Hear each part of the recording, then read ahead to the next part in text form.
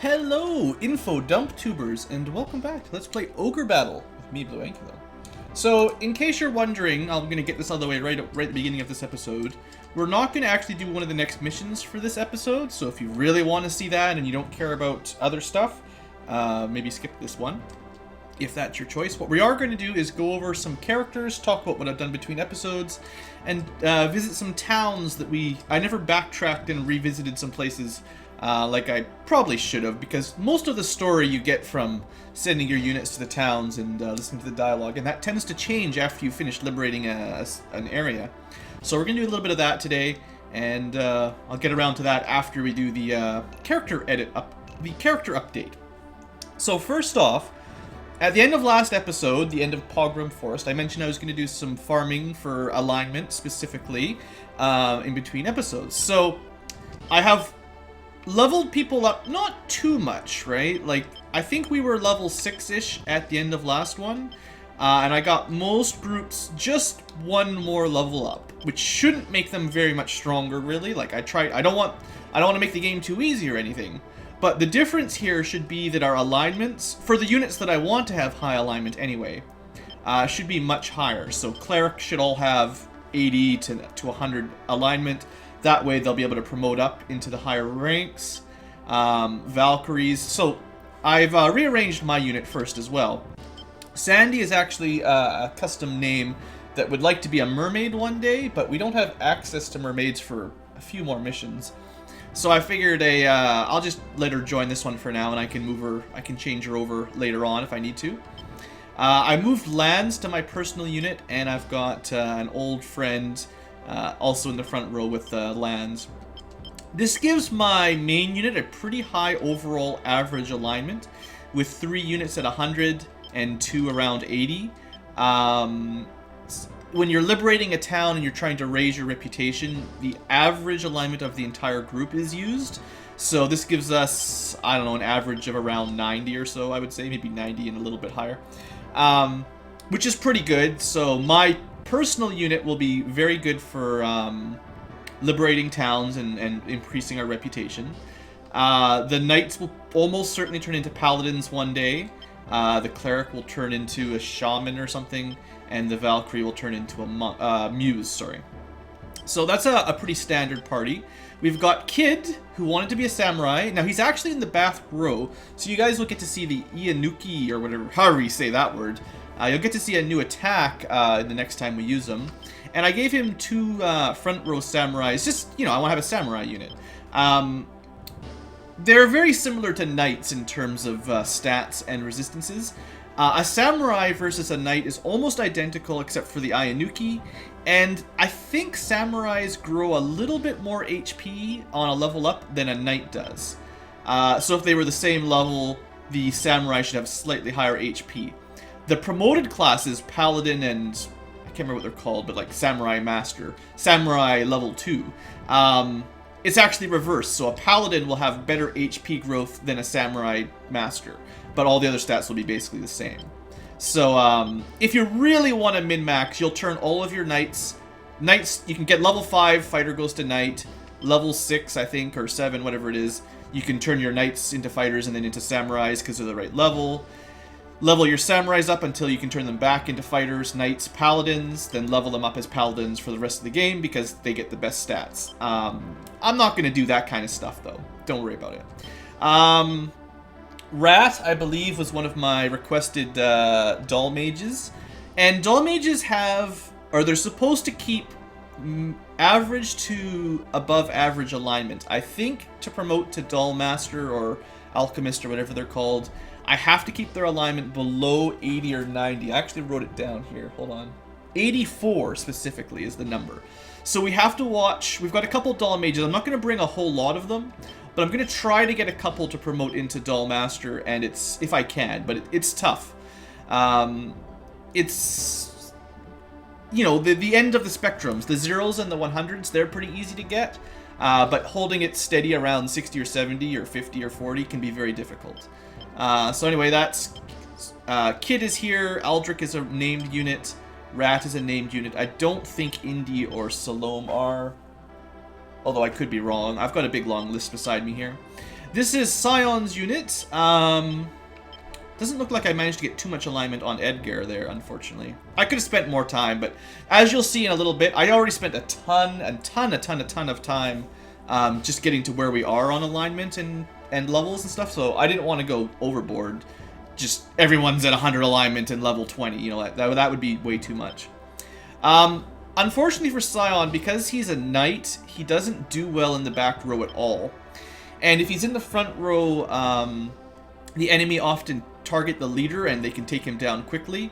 So I may end up switching the leader of this group to someone in the back row. Guy is one of my named characters. I think that's it for this unit. I think it's just Scion and Guy for from the YouTube comments. Again, Leon, same as the last one up here with Rat. Have to be careful with the alignment. Scott's unit is the same, although they got a couple levels up. Because we don't get to use the octopi very often, I want to make sure they were at a reasonable level. And they got, I also wanted to get them really high alignment, so that if I need to liberate on a nice ocean map, which there are some ocean maps coming up, these guys will be really strong and very good at liberating cities from the water, basically. So I thought that was pretty cool. We've got Scarlet's unit. This is our Valkyrie leader, and I think she might be the only named character in this unit. I think. It's pretty standard. This is actually my default. If I was just playing the vanilla Ogre battle without any mods, this is my default unit layout, and they can all have high alignment. Eventually, obviously, Asuka's not there yet. But we'll get paladins eventually, we'll get muses, and a monk actually eventually for the cleric. And this is one of the most powerful units. Well, without using promotion items, this is one of the most powerful units you can get in the game as they promote up. I did keep a flying or a low sky unit with an Eagleman. And although this used to be a unit run by the healing, there's a very key stat here that's important for leaders. Luck, as it turns out, is actually really cool on a leader unit.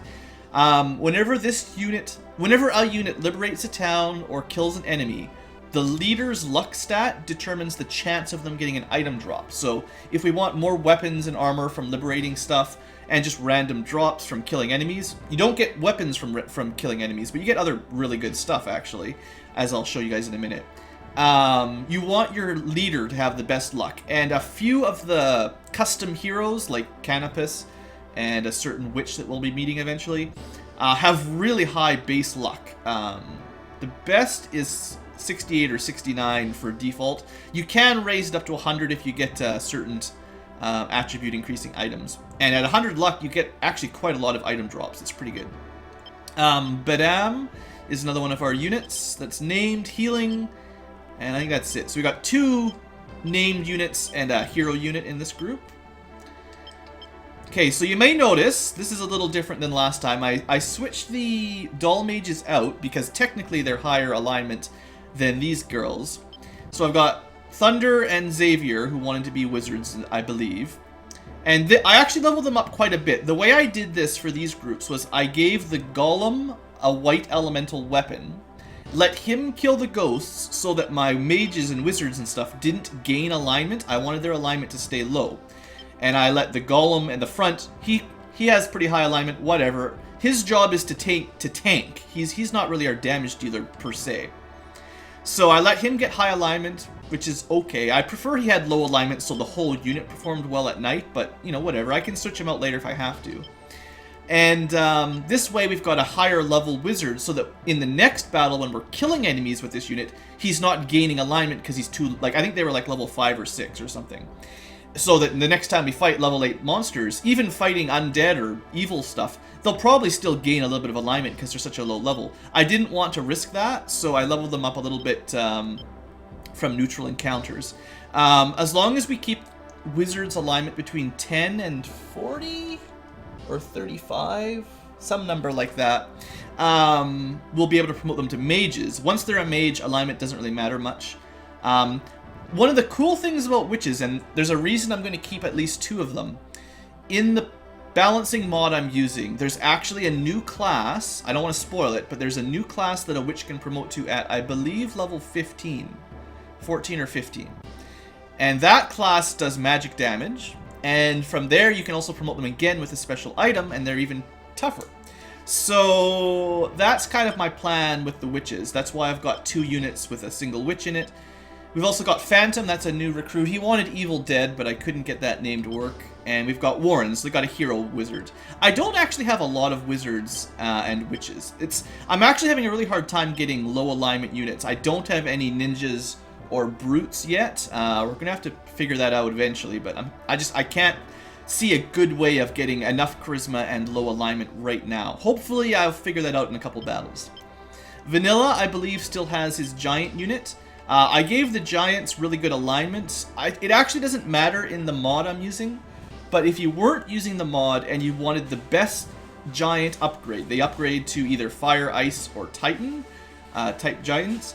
Fire are evil, Ice are neutral, and Titan, I believe, are high alignment. So if you wanted the best giants, you need to have high alignment. Now, it actually didn't matter after I looked it up after the fact.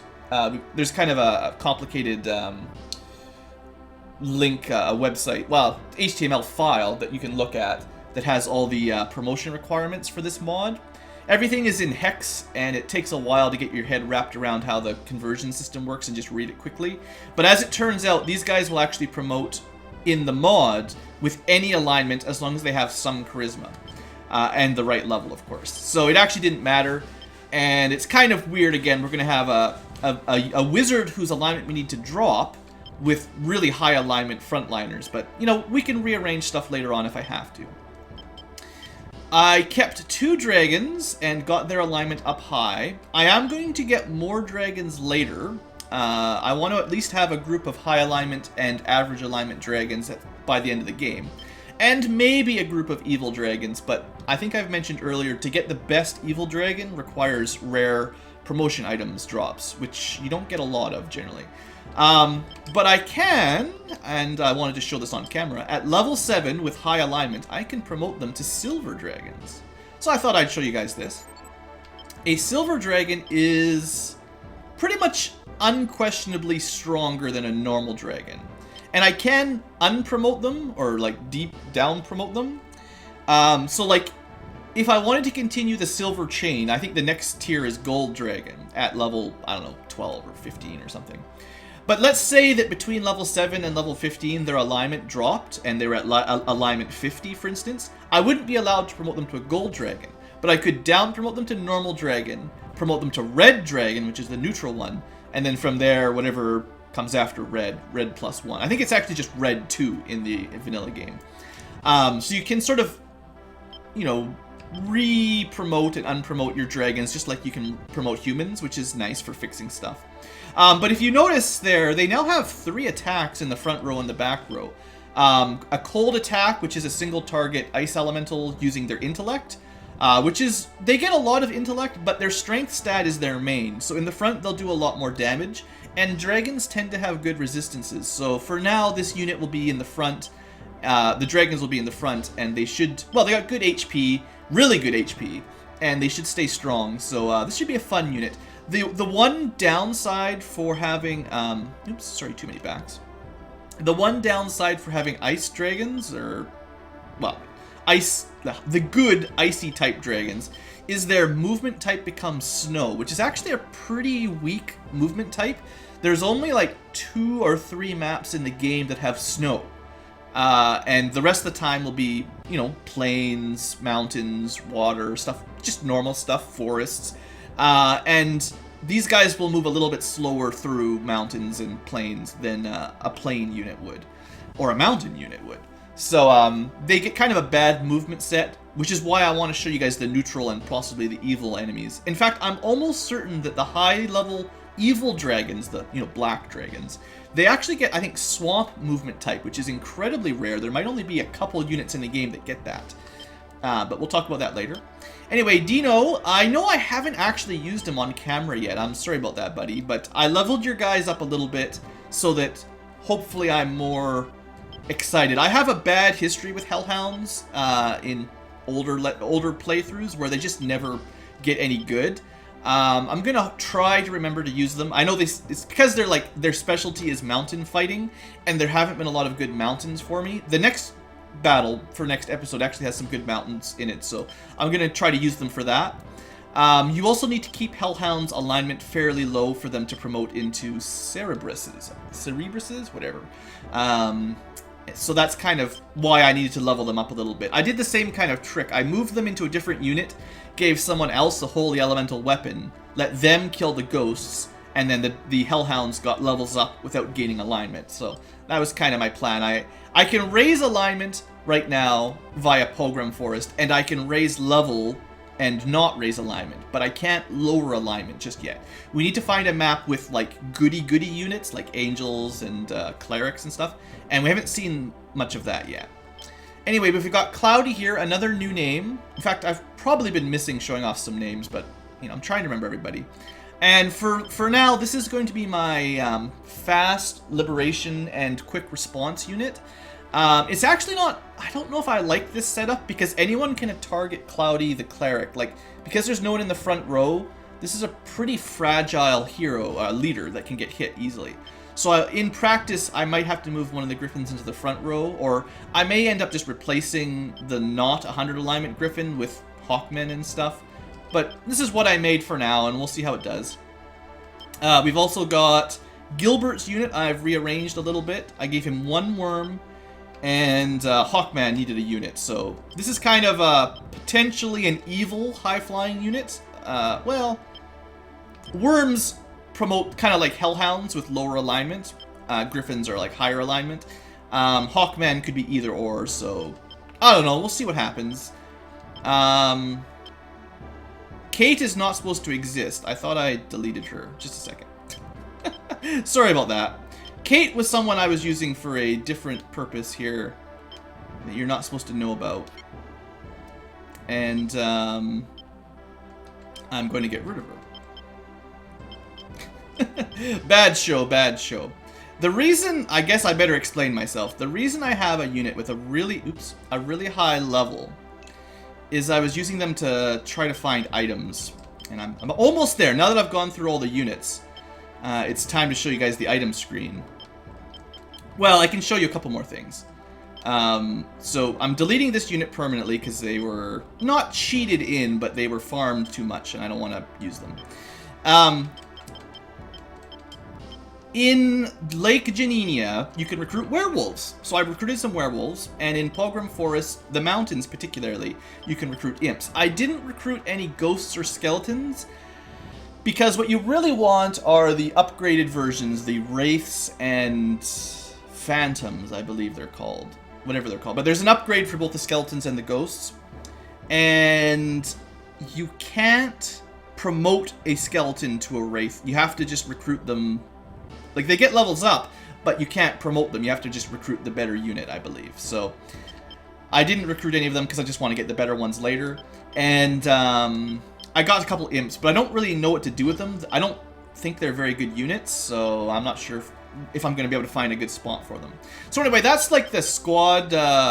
Let's go over all the squad stuff. Now I'll talk about some items. Let's see here. So first off, there should be quite a few new items here on the first couple pages that we didn't have before we get into all the weapons will be exactly the same as last time. The difference is when you beat an enemy unit, even a neutral encounter as it turns out, you have a chance of getting a random item drop. So I got some chimes, some all heals, a joker card, everything on these first two pages except the charm and the chime and the merchant, and I think almost everything here you can just buy in a shop. So it's not really any there's very little advantage to me having any of these items. The chime just calls forth a neutral unit. It almost means nothing. Instead of having to wander through the forest, you just get one random neutral encounter. Doesn't matter at all. We can buy all heals eventually. It takes a little while, but they'll show up eventually. The Joker card I know you can buy as well. They just work like a random tarot card. It's not that good. I'm pretty sure we can already buy bells. Dowsers, I think... I'm not sure if you can buy these, but I know you get them randomly all the time, and they're not that great anyway. I know where all the buried treasure is for the most part, so don't really worry about that. If it's your first time playing and you're not following a walkthrough, these could help you a bit, but for the most part, it's not a big deal. This thing was actually a really nice random drop. Later on in the game, once we have a ton of money, I will use this and show off what it does. But it's consumable, you can only use it once, unless you find more of them. And it summons a merchant that sells really, really expensive stat upgrade items. So once we're near the end, like once we're at the last 2, 3, 4 levels, and I'll just spend whatever money we have at that point, I'll spend it all on, you know, strength upgrades and stuff like that. Although there's probably an argument, I think he sells luck upgrades, so you could probably make a good argument to say early on in the game, if you can save up a good amount of money somehow, using this earlier if you get one, and upgrading a couple leaders, like your lord, me, and maybe a couple other units, if you could get their luck to 100 early on, you'll get a lot more random items. So I'll think about that. I might change my mind. The summons just sends everyone to the opinion leader. I'm pretty sure you can buy these as well. Charm, I know we found 1 or 2 of these randomly already, from random drops anyway. I'm gonna try to remember to use these eventually, because you can get some rare units like this. I just generally forget that I have it. But yeah, this is a pretty automatic steal a unit from the enemy. It's a pretty powerful item, but I always forget about it. The boots are actually pretty good. These things, I'm pretty sure you can buy these as well eventually. You can just take 1 unit and teleport them to any... I'm not sure, I'm pretty sure you get to choose. You just warp them to some place you've already liberated. So if you've got a front-lined town that you were defending and the enemy is like knocking that unit back or killing them, you could use boots to deploy a unit and teleport them there instantly before the enemy captures the town, which is pretty cool. Termites, there's like 2 maps where this will matter. You can buy them and find them on those maps, so it's really not that big a deal. Sunshines you can buy, they just change it to noon. There's actually a moonlight as well. I already could have bought some that changes it to midnight, I think. You've seen all these weapons before, nothing new here. The moon rose we're going to sell eventually. I already got 1, so this is, okay, now that we're past the equipment, now we're into the really rare stuff where I got lucky. I spent, I don't know how much personal time, but I spent a lot of in-game time with Super Frame Skip, fighting random battles, getting that cleric up to a high level, mostly to get items like this. So, right now we have 3 Stone of Dragos, which would be enough technically for 3 different Beastmasters to turn into Dragon Tamers. Because, possibly, I'll want 3 different units of dragons. With 2 evil dragons, 2 neutral dragons, and 2 holy dragons, just so I can show them all off. I'm not sure if that's going to work, but it's something I'll try. I only got 1 undead staff, but we'll get more of these eventually. These change mages into sorcerers. So someone like Warren, once he turns into a mage, we can use this to turn him into a sorcerer, which is much better. We can talk about that once we start using them, but these are really rare and really, really valuable. An undead ring can be used to change a sorcerer into a lich, and that is possibly the strongest unit in the game. The trick is it requires 2 rare promotion items to get 1 lich, an undead staff and an undead ring. Right now I could make 1 lich theoretically, although the mod has actually changed that, so we'll talk about that later. The way undead rings also work on the zombie dragon, I believe. So if you want the evil dragons, you need quite a lot of undead rings. We're also going to need them for the female witches eventually. So I need more than 3 to get all that I want. I think we had one of these on camera earlier. We can make 2 vampires with this actually. Any night you can use a blood kiss on and it will turn them into a vampire. If I had a plan for evil units, I would make these right now, but I'm not sure how I'm going to deal with that just yet. But that's cool, so we can get a couple vampires. This is the big one though. We got really lucky. The Lich may or may not be the best unit in the game. This item will get us the other possibly best unit in the game, and I'm not even going to use them right now. And I could use that one right now if I wanted. I'm going to wait a couple battles before I feel like it's fair. That will change any of the female classes. If I turn them back into an Amazon, I can use a crown on them and they'll turn into a princess, which is overpoweredly good. The fact that we could have 2 units with a princess in it right now would almost be game-breakingly powerful, actually. So I'm not going to do it just yet. I know I've had a couple requests from you guys watching to get your unit into a princess, and I got pretty lucky getting those drops. So, you know, I'll think about who I'm going to turn into a princess, and I'll get back to you guys in a little bit. I don't want to farm any more than 2. Maybe 2 or 3 units with a princess is already, like, overpowered. I'm going to need more units, basically. Like, I can't just have 1 and 2 super-powered princess units. I'm going to need to split them up and try to downplay just how important those people can be, because they'll just end up winning the entire match for me if I use them too much. Other than that, I don't think there is anything else. The Pumpkin Plus is another promotion item. Don't really worry about it much. Promotion is a free level up, more HP, more strength, charisma, alignment. These are a couple emergency upgrades. I can raise someone's alignment or charisma, and then luck as well. In fact, I probably should use this. In fact, I'm going to just do this right now. So my personal luck when I liberate or kill units will be a little bit higher. That way I can get better drops myself. Actually, that was a really good one. That was +9 luck. You could probably save it and reload it and try to get the best for every usage. I guess it's probably something like between 3 and 10 per use on an item or something. I don't know for sure, but anyway, that actually was more effective than I thought. That got me to higher luck than anyone else on the force. So that's pretty cool. I can kill stuff and get maybe a little bit more item drops. Okay, so I know this is stretching out a little bit longer, but there's a couple more things I want to do on the last couple maps. It won't actually take very long. I'll use frame skip to speed around, but we're just going to revisit some of the towns and get a little bit more background story for people. I think that's fine. Oh, by the way, you may notice that I have basically no money and my reputation meter is way lower. That's what happens if you waste a lot of time on maps. Deploying units cost a lot of money. That's why I lost all my cash.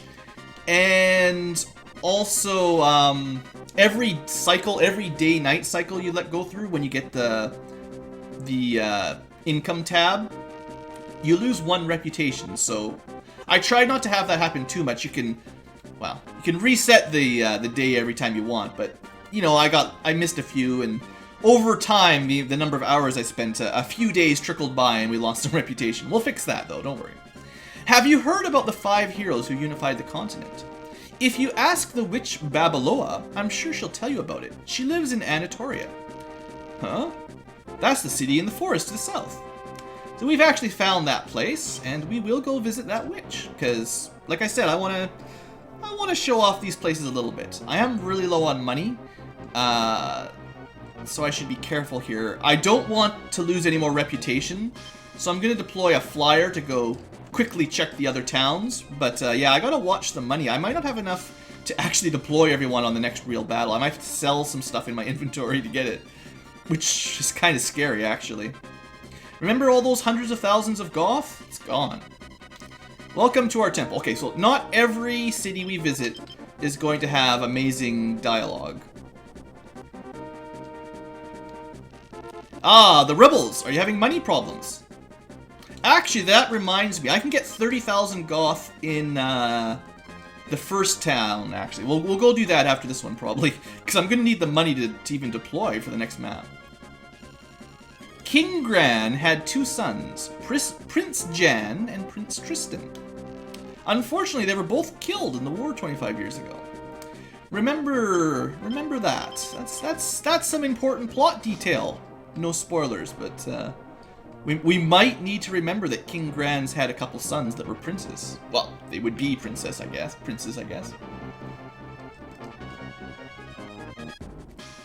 We thank the rebels for chasing out the Empire's forces. However, there are some who are not entirely happy with you. Those who live by the sword die by the sword. You can't win people over with force. So this was the castle where we recruited Gilbert, thanks to Canopus's intervention. If you didn't recruit Canopus, you would have lost him forever, permanently. He would have died. We thank the rebels for chasing out the Empire's forces. The people of Zitagenia are relying on the rebellion. Good luck! Another pseudo voiceover game from the Super Nintendo era. Do you guys know the reference? Come on. Alright, speed this up a little bit. The center of the Zenobian Empire is the Northern Highlands. The Imperial Army is led by the Empress Indora's eldest son, the Black Knight Garys. Oh, we'll meet him eventually, don't you worry. There are also the 4 divas, and they have fabulous hair. And the Overlord who protects Indora. Yeah, don't worry, we'll meet some divas.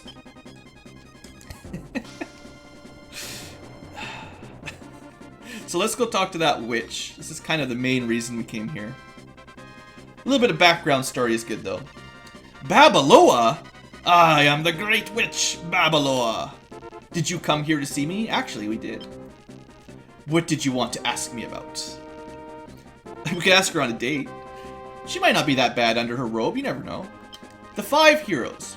It all started 80 years ago. Zitagenia was split into numerous small kingdoms. Those kingdoms were in an almost constant state of war. The land was destroyed, people starved. The war escalated until even demons and foul beasts were also fighting. And then 5 youths appeared to restore peace to our land. Roshian, Prince of Sharam. The Prince's aide, Gran, familiar name. The Monk of Avalon, Lavian. The Beast Master, Dalkus, not Dalek. And the greatest wizard on the continent, Rashidi. Some of these names are important. In only 10 years, these 5 youths restored peace to the entire land. The people hailed these 5 as the saviors of Zitagenia and declared them the 5 heroes. We have at least heard of King Grans, although I'm not sure if you guys have heard of any of the other names. Alright, Babaloa, one more. Well, we can ask her on the date too, I guess. Let's go about Zitagenia first. Before the Zitagenian Empire, in the era of King Zenobia, there were 5 kingdoms. First, the kingdom of Zenobia in the east was the most bountiful. Along the Black Pearl Sea in the south was the kingdom of Horai. In the west was the kingdom of Ophase. You don't really need to remember these names. There are many imperial bases there. And finally, to the northwest is the snow-covered highlands. Just, you know, there's snow in the north. It makes sense. That is the center of the empire. And Empress Indora hails from the highlands, where all the bad things come from. Zenobia is the good place, I guess. You will usually want to raise most of your characters from level 1. Yeah. Not only will they be cheaper that way, but their statistics will climb higher. It's hard to explain, but because you gain stats based on the class you are. So starting at level 1 fighter and getting a couple levels up as a fighter and then promoting to a knight or a wizard as early as you can means you'll get better levels up in the long run because you'll be a wizard longer. And I think when you recruit a unit, like, so for instance, if you recruited a new Amazon here, that Amazon starts 2 levels below the leader's level, so we'd get a level 6 Amazon. So that's already, like, they could have turned into a cleric 2 levels earlier. They already missed out on some stats. And I think that when the game creates a level 6, let's say, character, they kind of auto-roll the levels up to that point, and they are lower than your average levels up of that class if you did them manually, like if you killed enemies and got levels up the normal way. So the more low-level units you raise up, the stronger they will be. Now, unfortunately, because of the alignment system, it's very difficult to do that with everyone and still get the promoted classes you want. Which is why I tried to manipulate alignment a little bit in between episodes. And unfortunately, our evil units, I can't see a way of recruiting a level 1 unit and having them turn out evil. Well, okay, there's a couple ways, but it requires them soloing the entire maps so that they get all the experience and lose all the alignment. And you still have to watch their charisma, which is tricky. So, yeah. The town's advice there is correct. It's just, it's complicated. This is a complicated game.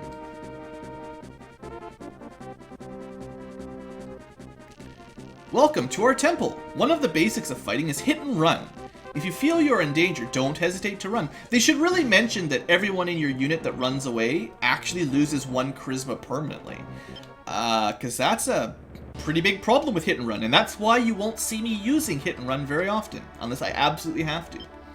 It's a good tactic, it's just, it has a very expensive permanent stat cost.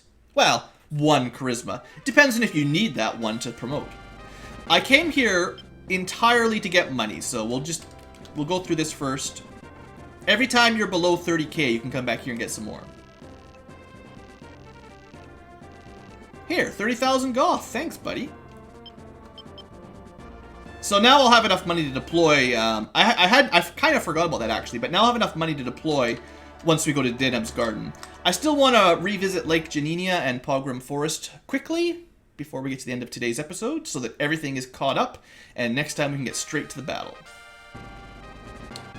We are below 50% on our reputation meter. That's a little bit scary too. I want to raise that up a little bit. Although, I'll talk about it next episode. There is actually something I need to do in the future that requires low reputation.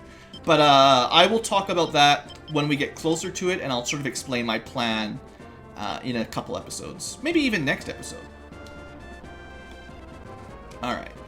So I want to send my Lord, because he's automatically deployed for free, and a flyer to save some time. It's great that Sirius is gone, but our dead daughters will never return. Ah, yeah, I'm sorry, guys. This is all the Empire's fault. Please defeat them for us. Yeah, this is one of those towns that had some pretty terrible stories about mauled girls, destroyed, and, well, terrible things happen, let's just say. Let's just leave it at that. I can't believe that Sirius was a werewolf. Well, everyone around here seemed to think of it, but this guy had a hard time. Someone commented that the fighter unit, if you fought Sirius during the day, was called like a Lycan or an Ican or something. Just to give you another tip about it if you never noticed. Not many of the kidnapped girls escaped. Well, the 4 that were in his unit, I didn't kill, so they should have escaped. Those who did it made it back, wouldn't have. Well, you're welcome. You know, I must have saved a few of them at least. Okay.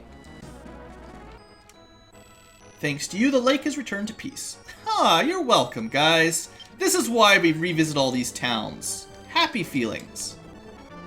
You gotta know that we're the good guys, right? Actually, with this low reputation, we're almost the bad guys. Thanks to you, the lake... Yeah, okay, that's the same as the other one. Alright, I get it. Just want to say the same thing over and over again. I'm gonna send the flyer over there.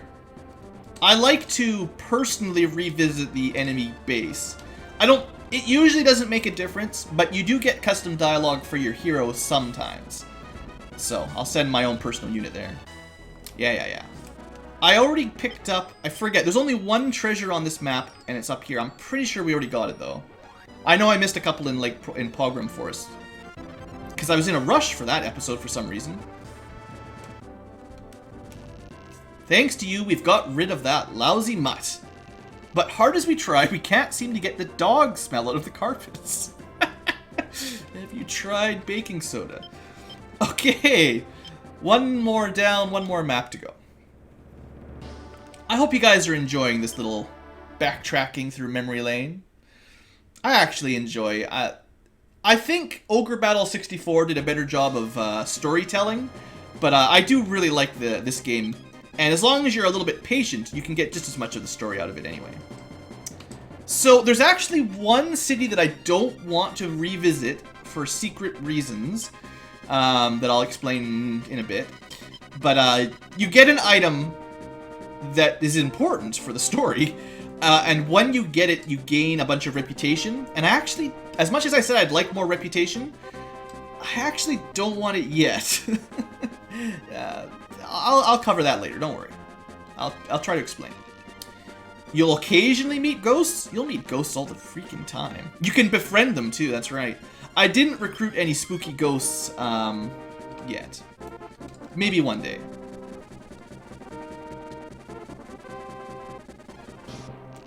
Capella is gone, but there are still evil spirits. Well, I killed a lot of them. I killed a lot of them. Probably hundreds of ghosts were killed on my farming adventures. Actually, while we're here... Well, I don't really have any money. It would be nice to buy a few more cure and heals right now, but I'm pretty low. I'll try to make back a couple 100,000 on the next map if I can pull it off. There are many reasons why one may risk his life in battle. For people, for fame, for justice, for ambition, for evil, for freedom. Why are you fighting? For views! Take your time and... Oh, I already know why I'm fighting. Simple. It's for all them YouTube monies. Because there's not really any other option. You have to fight or you just turn the game off. There's no pacifist route. Capella is gone, but there are evil spirits. Yeah, I think we've heard this one already. Yeah. So, if you remember the first time we went through here, we heard that Capella, who was the boss, was a... what they call him? A pupil of Rashidi, who's the great evil mage that's working with Princess or Empress Endora to just be bad. I don't know what his motivations are. He's just a bad guy. He's got a black cloak and a black hat. Have you heard of the Stone of Dragos? We've actually got a couple. Maybe if we say no, they'll explain what they do a little bit better. Maybe they'll give us one. Nah, it's very hard to get these items, actually. I hear that it lets you become a Dragoner. A Dragoner and have control over dragons. I've also heard that if you can become a Dragoner, you can call Dragons to you. It's true. A basic Dragoner can recruit just plain dragons. Or you can just go find them and share them. Of course, if you get promoted again to Dragon Master, you can recruit better dragons. Do you know who it was that massacred those in the forest? Well, someone told us the story, but I kind of forget. It's probably Capella, for the most part. Maybe if we say no, something else will happen. Oh, there's some treasure on this map that I keep forgetting about. Oh, his name is Baron Apros. Probably forgot him, didn't you? Ever since King Grand's death, he jumped immediately in with the Empire. Oh, I know who this guy is. It's gonna be 4 or 5 maps. But someone else knows who Baron Apros is, and we're gonna have a little chat with them. Okay. It's coming back to me. The story's coming back. Fly. Okay, I'm gonna put a couple save states in. It's one of the hidden cities that has the item I don't want to get. Don't think that you can rest because you freed Pogrom Forest. The Empire's forces in Zenobia are not their real army. So, they're just occupying Zenobia, which is basically everywhere we've been up to this point is in Zenobia. Once we take out the slums of Zenobia, which you can see on the map, it's only a couple battles away, that sort of clears the Zenobia section of the game. It happened last night. It was a full moon, and not a cloud in the sky. I was walking down the road when all of a sudden it got dark. I looked up and I saw an island floating in the sky. I couldn't believe it. Huh? I can tell you don't believe me. Well, fine, be that way. Yeah, there's no such thing as floating islands. What is this guy? What's this guy smoking, right? Floating islands. If you're playing this game without a walkthrough, maybe you should be listening to some of these dialogues you get when you visit these cities. Just a suggestion. If you're following a guide, you know what he means anyway. Oh, I actually didn't mean to go there. Yeah. Alright, so carefully, like I said, I don't want to accidentally get the item that I was telling about. One of these northern cities has it. I think it's this one. Oh no, it's not this one. A shady merchant named Toad used to live in this town, but he ran off. He was saying something about making a bundle in Milano. So eventually we're going to find a map called the City of Milano. If your reputation is low enough, and it's pretty low, you can do a cool side quest with Toad, but you really need to be quite evil. Okay, so where was the treasures? Oh, I'm going to have a look at my map again. This is a pretty big one. I'm pretty sure there's one, like, right in here. Or maybe it's inside the mountain. We're also running out of time here. Okay, now, I'm pretty sure this is the town that has the item I'm talking about. It's either this one or the one on the left that we already went to. Capella is gone, but there are still evil spirits in the forest. Oh, maybe my reputation is so low that they won't even give me the item, actually. I guess that's okay. So what's going to happen here is we're going to run out of time before I can get all my treasure. Which means what we have to do... Well, what I normally do is I wait till the sun gets... Oh, we get to see one of these too. Maybe I'll try to befriend it just to show it off. So it's a skeleton. I don't really want to get the experience right now, so if I befriend it, most of the time that works. It's not 100%, but it works most of the time. And just like that, you recruited a skeleton. It's a friendly skeleton. Okay, the sun just went to the up position. If you let very much more time go by, you'll switch to the new day, pay upkeep for your units, and you will lose 1 reputation, which is why I've kind of lost so much, just from being lazy and having on frame skip, basically. If you do what I just did, you end up paying the same amount of money, because you have to deploy the same unit. You pay to deploy, and then you pay upkeep. So it's the same cost, but you don't lose any reputation. The downside is it's kind of a waste of personal time, leaving the map, coming back, moving everyone around the map. There we go, we found some buried treasure. I'm pretty sure there's more on this map. Neil armor, I believe, is ice armor of some sort. But I forget just where... You know what? Because I want to wrap this episode up now, let me just put a cut in the video. I'll just double check where the treasure is, and then I'll show me getting it so you can see what items we get, and then we'll call it a video. I need to actually start recording. Okay. So I only missed 1, and it's actually pretty close to where I was. I may have got it randomly if I just tried a little bit longer, but I want to save video length. It's just to the west of this temple. There we go. Find out. I got an elder or something, an elder necklace. So I got 2 weak. Actually, you know what? I'm going to show you something. Because I put a save there, I am going to show you the fact that you can actually manipulate the random number generator to get different items. I'm not going to keep doing it. I just want to show you that you should get something else this time. Okay, I think... Okay, the problem is that the item you get is based on the timer for the game, like the current time. Every tick, or whatever the smallest unit of time is that the game can compute, changes the item you will get. The random number generator moves every time the game processes a frame. What happened there was because I saved it and set in a command to move, and then reloaded it on the pause and did the same move, we actually got to that item at exactly the same time twice in a row. That's why we got the same item. Now we've done it a little differently. Some time has gone by. We're going to get something different.